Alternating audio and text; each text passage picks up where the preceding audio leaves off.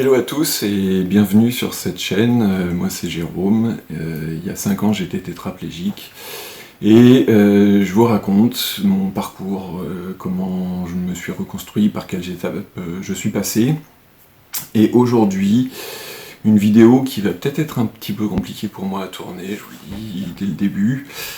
Dans une vidéo, je vous explique les étapes, la descente aux enfers, la phase d'euphorie et le rebond. Voilà, le deuxième effet qui se coule.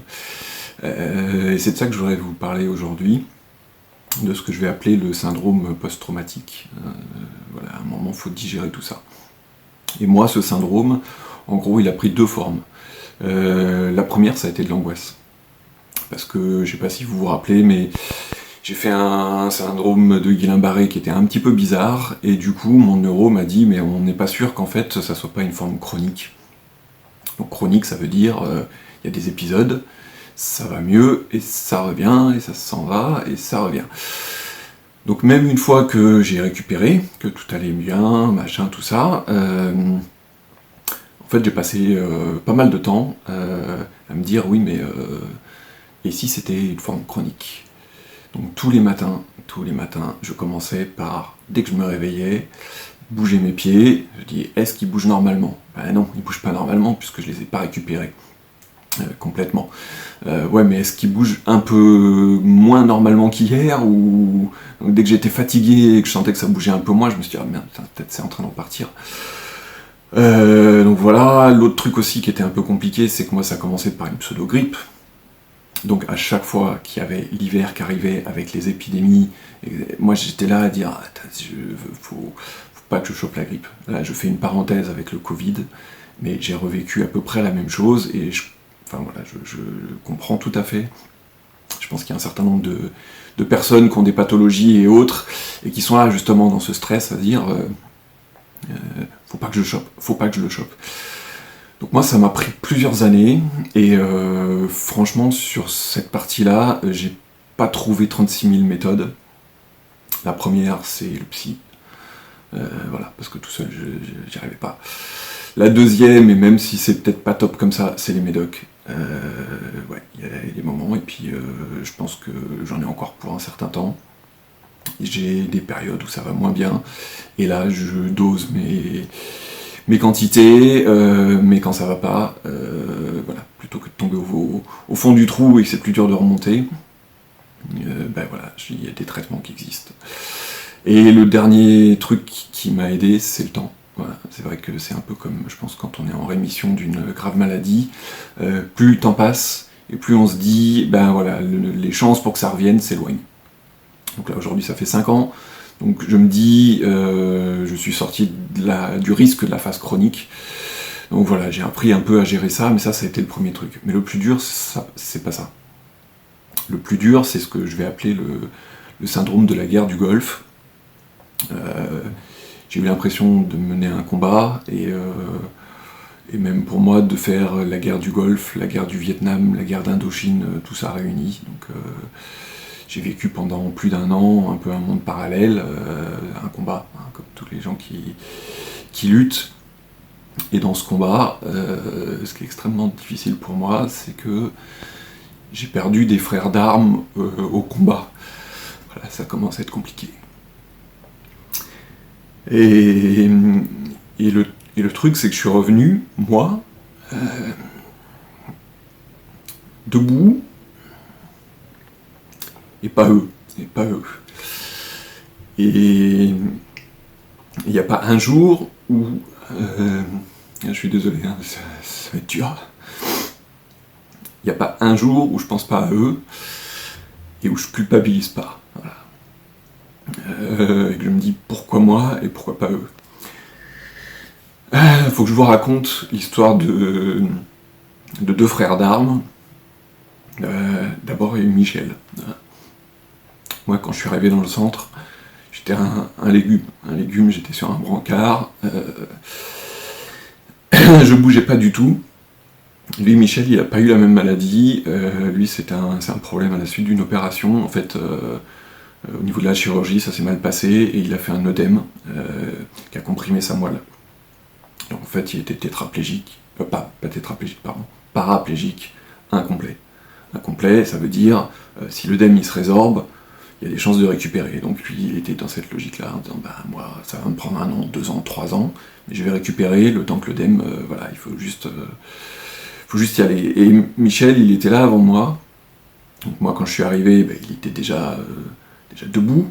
Et puis petit à petit, moi j'ai progressé, et il y a des moments où on s'est entraîné ensemble. Et lui, il mettait 10 minutes pour faire l'aller-retour dans les barres parallèles, pendant que moi je mettais un quart d'heure. On allait essayer de faire le tour dehors, on sortait de notre fauteuil, il faisait 100 mètres, moi j'en faisais que 50. Et puis à un moment, c'était le contraire. Moi j'en faisais 100 ou 150, quand lui il en faisait toujours que 100. Et donc j'ai doublé, et quand je suis parti du centre, voilà, moi j'arrivais à marcher debout, lui il se mettait debout, mais un tout petit peu. Et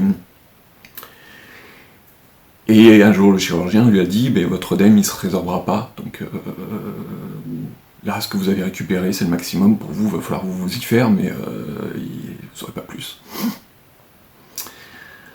Ça c'est Michel, et Michel il est en fauteuil aujourd'hui, et voilà. Et en plus de ça, Michel, il a des douleurs neurologiques que moi j'ai pas. Et pareil, je me dis, mais pourquoi moi je les ai pas il a des moments où il s'arrête de parler, il peut plus bouger, et on sait qu'il a ces coups de poignard, voilà, qui prennent pendant des secondes, voire des minutes, c'est très long. Et le deuxième frère d'armes dont je veux vous parler, c'est Joël. Alors Joël, il a fait une chaîne aussi, je pense que je vous mettrai le lien pour que vous alliez voir un peu dans quel état il est sorti. Mais Joël, il a fait la même maladie que moi, mais sauf que c'était pas la même forme. Il a fait une forme axonale, a priori peut-être récupérable, hein, comme tous les Guillain-Barré, ou pas. Et il est arrivé 2 mois après moi au centre, voilà. Et moi, j'étais encore à la table de verticalisation, quand lui, il était déjà dans les barres parallèles. Il a toujours pu se mettre debout, enfin je connais pas toute son histoire, mais enfin, et donc je me suis dit, bon ben voilà, il a été un peu moins touché, ouais c'est axonal, mais enfin il va s'en sortir. Et Joël, j'ai pas arrêté de lui dire, parce que voilà, au début on a les mains en croche, comme ça, parce que quand on n'a plus les muscles qui fonctionnent, la seule position dans laquelle les doigts ils peuvent se mettre, c'est comme ça, et quand vous verrez beaucoup d'handicapés, tout le monde a les mains un peu comme ça.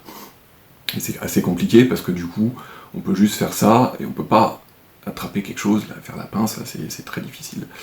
Et moi, il y a un moment où j'ai commencé, je vous expliquerai dans une vidéo, il y a des gens qui ont fait des choses extraordinaires pour moi, j'arrivais à faire un petit peu mieux, machin, tout ça. Et j'ai pas arrêté de lui dire, Joël, t'as juste 2 mois d'écart avec moi. Moi, il y a 2 mois, j'avais les mêmes mains que toi. Donc, faut que tu tiennes, parce que dans 2 mois, tu seras comme moi. Tu vas récupérer tout ça. Et Joël, je lui ai menti. Je lui ai menti parce qu'il n'a pas récupéré, lui.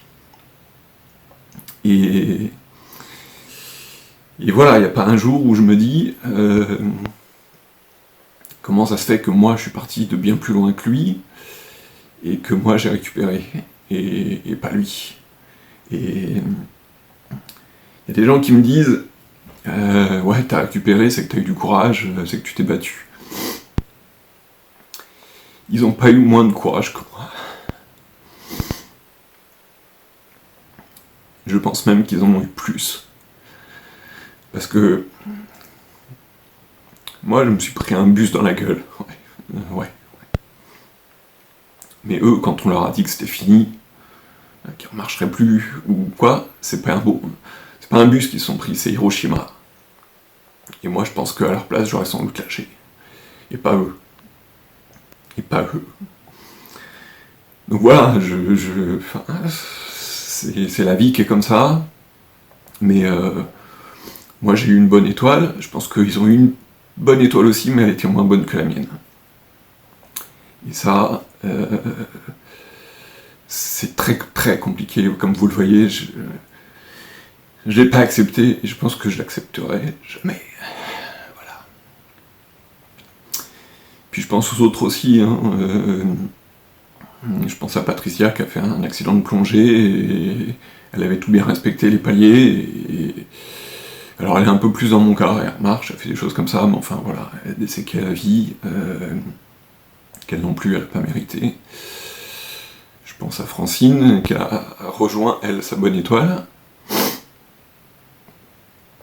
Aux autres, Kader et autres, voilà, je pense à tous ses frères d'armes, voilà. Alors, je vais essayer de faire court, parce que sinon, vraiment, j'y arriverai plus. Juste pour dire que ce que je fais aujourd'hui, je le fais pour eux, en partie. Simplement parce que moi j'ai la chance de pouvoir faire plus que eux, et que je me dis que cette chance-là, il faut que j'exploite. Donc voilà les défis que je me suis lancé l'année dernière. Je me suis dit aussi, eux s'ils avaient mes jambes, voilà, je suis sûr qu'ils en feraient 10 fois plus. Donc juste pour rendre hommage à leur courage, je veux pas m'arrêter là, et je veux aller au maximum de ce que je pourrais faire. Voilà. Donc les gars, si vous regardez cette vidéo, elle est pour vous. Voilà. Et je vous dis à ciao.